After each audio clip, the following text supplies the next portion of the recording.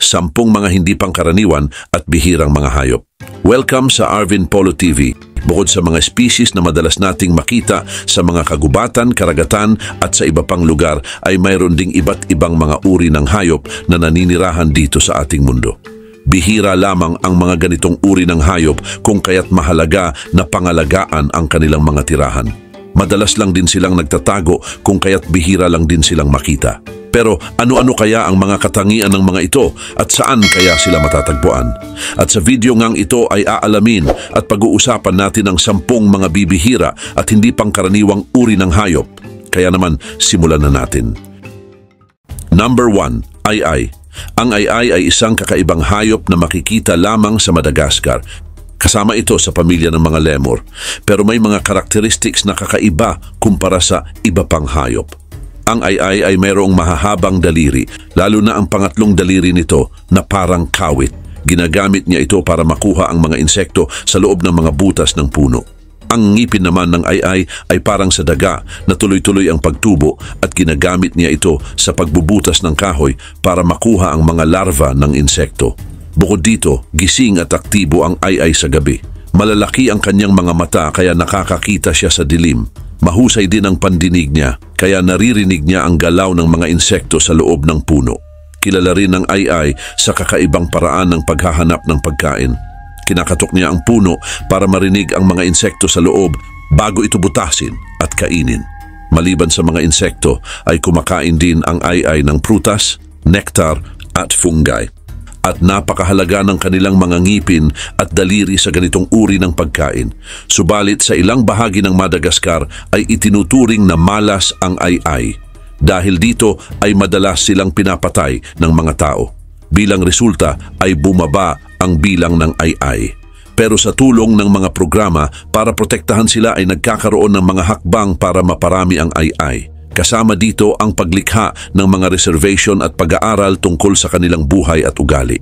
Dagdag pa rito, ang ay-ay ay mahalagang bahagi ng kalikasan ng Madagascar. Dahil maraming kakaibang hayop dito na hindi makikita sa ibang lugar. Ang mga katangian ng ay-ay ay nagbibigay ng mahalagang impormasyon tungkol sa buhay ng mga hayop. Bagaman nanganganib na sila ay mayroon pa namang pag-asa na maprotektahan at maparami ang ay-ay sa tulong ng mga hakbang sa conservation. At kahit kakaiba ang itsura ng ay-ay, ay mahalaga sila sa kalikasan. Ang kanilang mga katangian ay nagpapakita ng yaman ng kalikasan. Ang pagbibigay ng proteksyon sa ay-ay ay mahalaga hindi lang para sa kanila kundi pati na rin sa buong ecosystem ng Madagascar. Number 2, shoebill. Ang shoebill o Balaniceps rex ay isang malaking ibon na makikita sa mga wetland ng Central Africa mula Sudan hanggang Zambia. Kilala ito sa kakaibang itsura nito, lalo na ang malapad na tuka na parang sapatos. Ang tuka nito ay halos 20 centimeters ang haba at 10 centimeters naman ang lapad, na may matulis na dulo na ginagamit para hulihin ang pagkain. Ang shoebill ay tahimik lamang at madalas din itong nag-iisa. Karaniwan itong nakatayo ng matagal sa tubig na halos hindi gumagalaw habang nag-aabang sa biktima. Ang pangunahing pagkain nito ay mga isda, lalo na ang lungfish. Kumakain din ito ng palaka, water snake, batang buwaya at maliliit na ibon. Kapag nanghuhuli ito ay mabilis itong sumusugod sa biktima at dadakpin gamit ang malakas na tuka nito. Maliban pa rito, ang shoebill ay kilala rin sa laki nito. Ang mga adult shoebill ay umaabot ng 1.2 hanggang 1.5 meters ang taas at may wingspan na 2.5 meters. Mayroon itong kulay blue-gray na balahibo, puting tiyan at matalas na mga mata para makita ang biktima mula sa malayo. Malalaki at matibay ang mga paa nito, kung kaya't nakakatayo ito sa mababaw na tubig. Ang pag-aanak ng shoebill ay nagaganap sa mga liblib na lugar. Naglalagay sila ng 2 hanggang 3 itlog sa malaking pugad na gawa sa mga halaman at damo. Ang mga magulang ay nag-aalaga ng mga itlog at nagpapalit-palit sa pag-i-incubate ng mga ito sa loob ng halos 1 buwan. Pagkapisa ng mga itlog ay pinapakain ng mga magulang ang mga young bird sa pamamagitan ng pagbabalik sa pugad na may dalang pagkain sa tuka. Bagaman mukhang mabangis ito, ang shoebill ay hindi matapang sa mga tao at bihira lamang magpakita ng pagbabanta.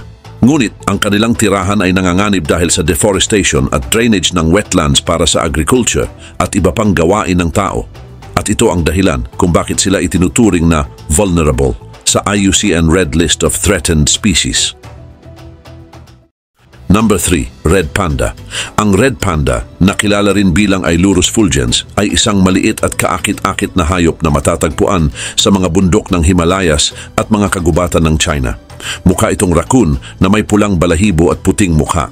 Ang kanilang buntot ay mahaba at mabalahibo na ginagamit nila para maging balance habang umaakyat sa mga puno.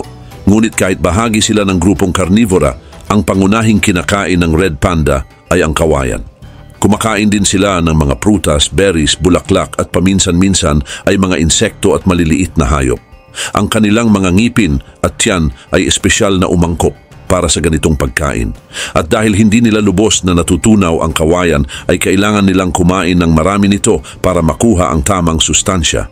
Bukod dito, ay mahilig naman ang Red Panda na mabuhay mag-isa at madalas na nakatambay sa mga sanga ng puno. Aktibo sila sa gabi at madaling araw at nagpapahinga naman sa maghapon. Mayroon silang matatalim na kuko at mga ankle na maaaring ibaluktot na nakakatulong sa kanila kapag sila ay umaakyat. At kapag nanganganib sila ay naglalabas sila ng mabahong liquid para ipagtanggol ang sarili. Samantala, ang mga Red Panda naman ay nanganganak tuwing January hanggang March. Ang mga babae ay nagdadala ng kanilang mga anak sa loob ng 112 hanggang 158 days bago manganak. Ang mga anak nila ay ipinapanganak na bulag at walang balahibo at umaasa sa kanilang ina para sa pagkain at proteksyon sa unang ilang buwan. Ang ina ay gumagawa ng pugad sa mga butas ng puno o mga bitak sa bato kung saan sila nananatili hanggang sa lumaki. Sa ngayon, ang Red Panda ay nanganganib na dahil sa pagkawala ng kanilang tirahan dulot ng pagpuputol ng puno at dahil din sa agriculture. Ang kanilang bilang ay patuloy na bumababa at tinatayang mas mababa na sa 10,000 ang natitirang Red Panda sa wild. Dahil dito ay itinuturing sila bilang vulnerable ng International Union for Conservation of Nature. Maraming organizations at park sa buong mundo ang nagsusumikap na alagaan at paramihin ang kanilang bilang sa pamamagitan ng mga breeding program at pagpapakalat ng impormasyon tungkol sa kanilang kalagayan. Karagdagan pa, ang Red Panda ay mahalaga rin sa kultura ng mga lugar kung saan sila matatagpuan. Sa Nepal ay tinatawag silang habre at sila ay may espesyal na kahulugan sa mga alamat at kwento. Number 4, Saola. Ang saola o kilala rin bilang Asian unicorn ay isa sa mga pinakabihirang hayop sa buong mundo. Natuklasan ito noong 1992 sa mga kagubatan ng Annamite Mountains sa pagitan ng Vietnam at Laos. Agad itong naging simbolo ng yaman ng kalikasan sa lugar na yon. Subalit ang unang ebidensya tungkol sa saola ay mula sa mga bungo at sungay na natagpuan ng mga scientists mula sa Vietnam Ministry of Forestry at Worldwide Fund for Nature. Ang saola ay may natatanging hitsura. Mayroon itong dalawang mahahaba at tuwid na sungay na umaabot ng 50 centimeters ang haba. Ang katawan nito ay may brown na balahibo na may mapuputing marka sa mukha at binti. Mayroon din itong dalawang puting guhit sa ilong na nagbibigay ng kakaibang hitsura dito. Ang laki nito ay halos kasing laki ng maliit na baka at may bigat na umaabot sa 80 hanggang 100 kilograms. Ang saola ay kumakain ng mga halaman at nakatira sa makakapal na kagubatan. Umaasa ito sa mga ilog at sapa para sa tubig at kumakain ng iba't ibang uri ng halaman tulad ng dahon, damo at prutas. Ngunit kaunti lamang ang impormasyon tungkol sa kanilang buhay dahil bihira lamang silang makita sa wild. Pinaniniwalaan din na ang saola ay namumuhay ng nag-iisa o sa maliliit na grupo. Samantala, ang pinakamalaking banta sa buhay ng saola ay ang pagkawala ng kanilang tirahan dahil sa pagpuputol ng mga puno at pangangaso. At kahit protektado sila ng mga batas ay patuloy pa rin silang nanganganib. Nasa critically endangered list ang saola ng IUCN upang magbigay pansin at suporta sa mga programa para sa kanilang proteksyon. Ang mga non-governmental organization at pamahalaan ay nagsusulong ng proteksyon sa kanilang tirahan at pagtataguyod ng mga protektadong lugar para sa mga hayop na ito. At noong 2006 ay itinatag ang Saola Working Group bilang bahagi ng Asian Wild Cattle Specialist Group ng IUCN. Binubuo ito ng mga scientist, environmental advocate at mga local communities na may layuning protektahan ang natitirang populasyon ng Saola. Ang kanilang mga gawain ay kinabibilangan ng pag-aaral sa kalikasan ng Saola, pagsugpo sa illegal hunting at mga proyekto para sa mga komunidad. Number 5. Okapi. Ang okapi ay isang bihirang hayop na makikita sa Democratic Republic of the Congo sa kagubatan ng Ituri. Tinatawag itong forest giraffe o zebra giraffe dahil sa hitsura nito. Ang katawan ng okapi ay brown at may white at black na guhit sa mga binti na parang zebra. Ang mga guhit na ito ay nakakatulong sa kanila upang makapagtago sa kagubatan, kaya hindi sila madaling makita ng mga predators. Maliban pa rito, ang okapi ay kamag-anak ng giraffe pero mas maliit ito. Ang taas nito ay halos 1.5 meters sa balikat at ang haba ng katawan ay hanggang 2.5 meters. Ang mga lalaking okapi ay may maliit na sungay habang ang mga babae naman ay wala nito. Mahaba at nakakapit ang kanilang dila at kaya din nilang kumuha ng pagkain mula sa mga puno tulad ng mga dahon, buto at prutas. Samantala, ang okapi ay nag-iisa lamang at mas aktibo sa gabi at ang sakop nilang teritoryo ay nasa 2.5 hanggang 5 square kilometers at gumagamit ng mga gland sa paa para markahan ang kanilang lugar. Matalas ang pandinig nila kaya madali silang makaiwas sa mga panganib. Dagdag pa rito, ang panganganak naman ng okapi ay nangyayari buong taon, pero karamihan ay nangyayari tuwing rainy season. Ang pagbubuntis ng okapi ay tumatagal ng 14 hanggang 16 months at kadalasan ay isa lang ang ipinapanganak nito. Ang bagong panganak na okapi ay kayang tumayo at maglakad sa loob ng ilang oras matapos isilang, pero nananatili muna sa isang nakatagong lugar sa mga unang linggo upang makaiwas sa mga predators. Sa ngayon, ang okapi ay itinuturing na endangered species ayon sa IUCN Red List. Ito ay dahil sa pagkawala ng kanilang tirahan at pangangaso. Ang pagpuputol ng mga puno para sa agriculture, pagmimina at pagtotroso ay sumisira sa kanilang natural na tirahan. Ang mga illegal hunters ay nagdudulot din ng problema para sa kanilang kaligtasan at upang maprotektahan ang mga okapi ay nagtutulungan ang gobyerno ng Democratic Republic of the Congo at iba't ibang organisasyon. Nagtatayo sila ng mga nature reserve at nagbibigay ng edukasyon sa mga local communities. Ang Okapi Wildlife Reserve na isang UNESCO World Heritage Site ay isang mahalagang lugar para sa pangangalaga sa mga okapi. Dito sila binibigyan ng proteksyon at pinapanatili ang kanilang tirahan. Karagdagan pa, ang mga okapi ay mahalaga sa ecosystem ng kagubatan ng Ituri. Bilang consumers ng halaman ay tumutulong sila sa pagkalat ng mga buto at paglago ng mga halaman na nagpapanatili ng balance sa kanilang kapaligiran. Number 6. Glass frog. Ang glass frog ay isang maliit na uri ng palaka na kilala dahil sa halos transparent na balat nito. Dahil dito ay makikita ang kanilang mga internal organs, puso at pati na ang mga itlog ng babaeng palaka.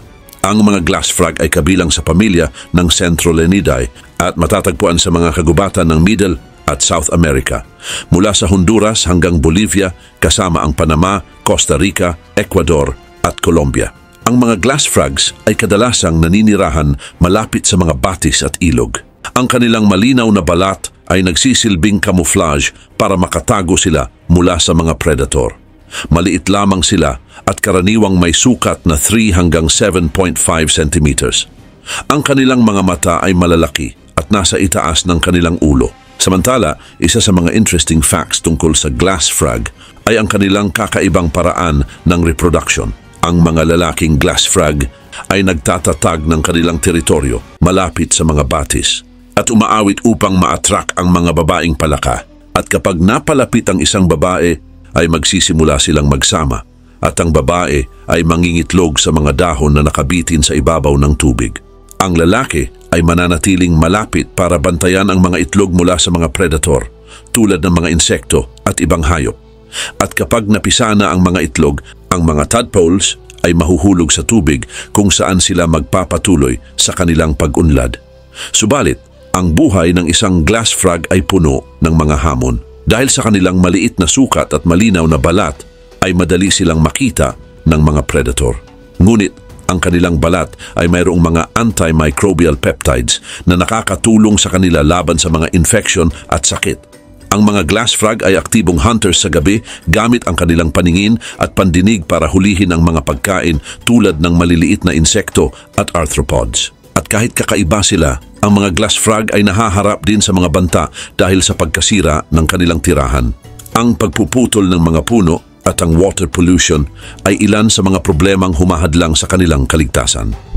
Maraming uri ng glass frog ang itinuturing na endangered o vulnerable ayon sa International Union for Conservation of Nature.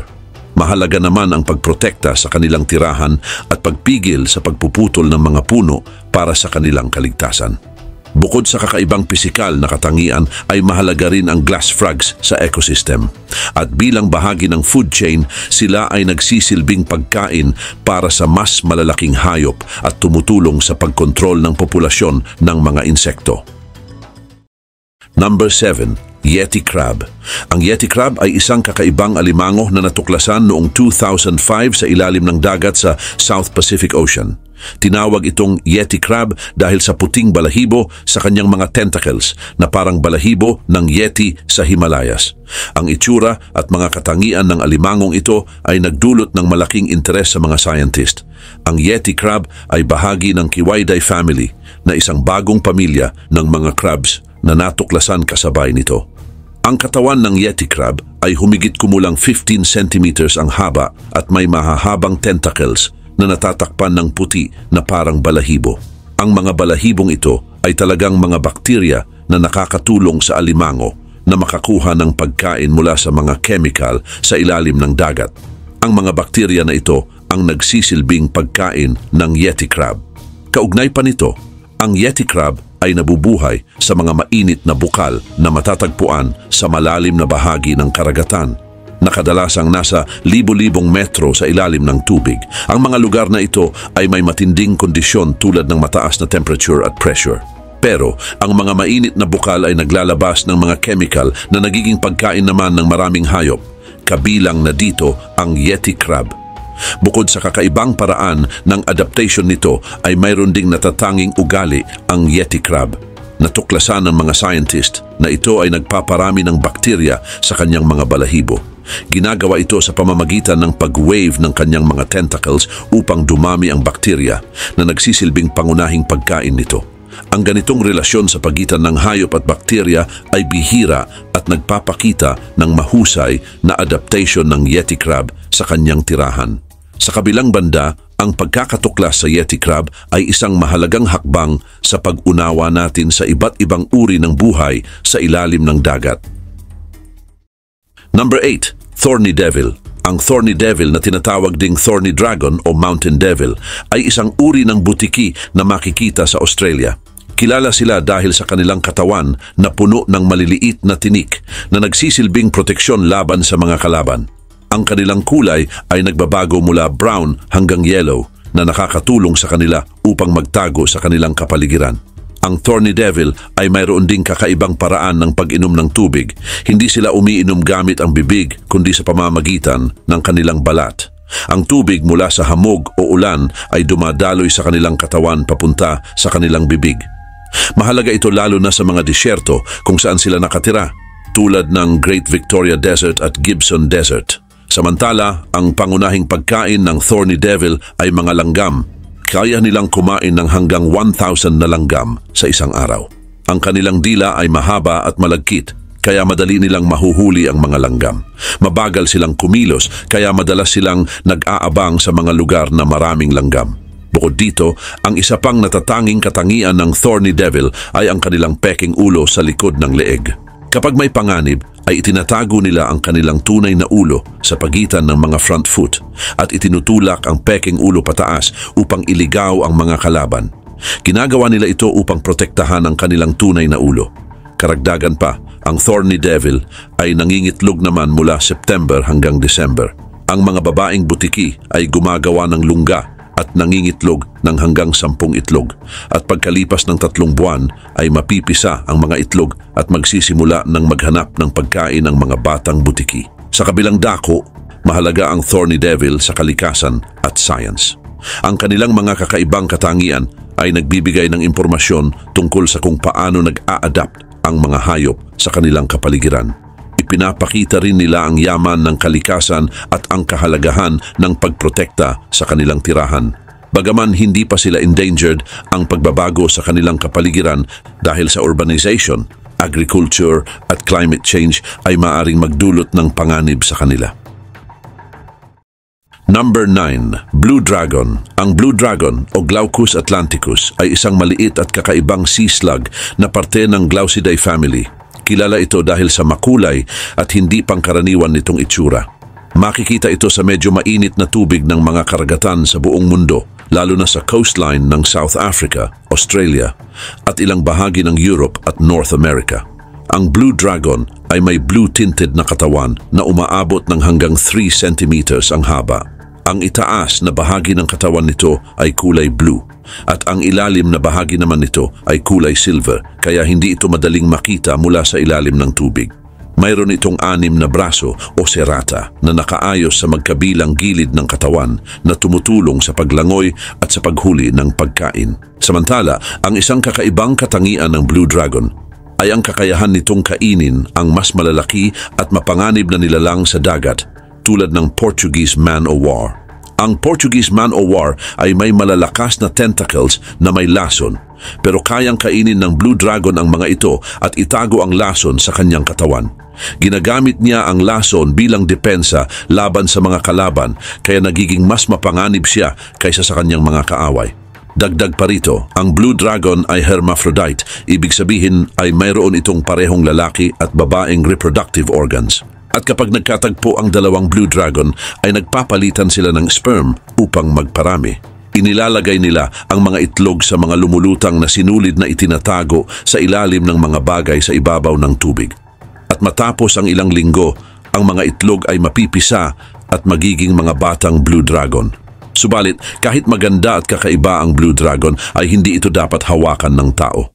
Ang lason na kanilang itinatago mula sa kanilang mga kinakain ay maaaring magdulot ng masakit na kagat na magdudulot ng matinding skin irritation, pamamaga, at mas seryosong reaksyon sa mga sensitibong tao.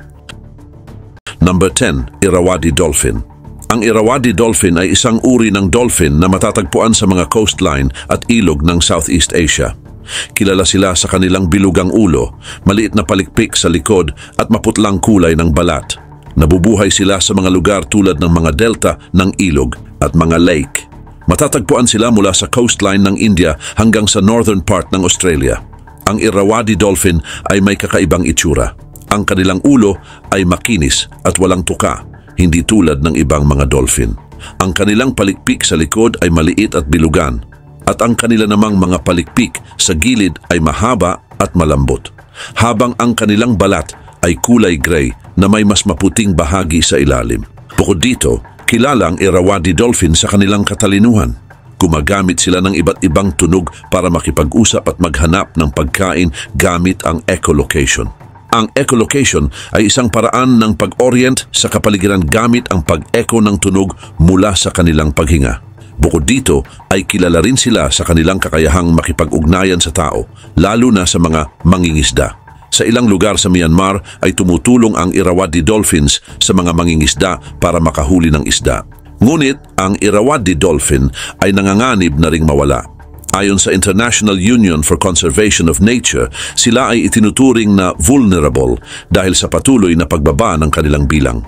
Ang pangunahing banta sa kanila ay ang pagkakahuli sa kanila, water pollution, at pagkawala ng tirahan dahil sa pagtatayo ng mga dam at pagbabago sa paggamit ng lupa. Gayon din, ang populasyon ng Irrawaddy dolphins sa Mekong River ay isa sa mga pinakananganganib.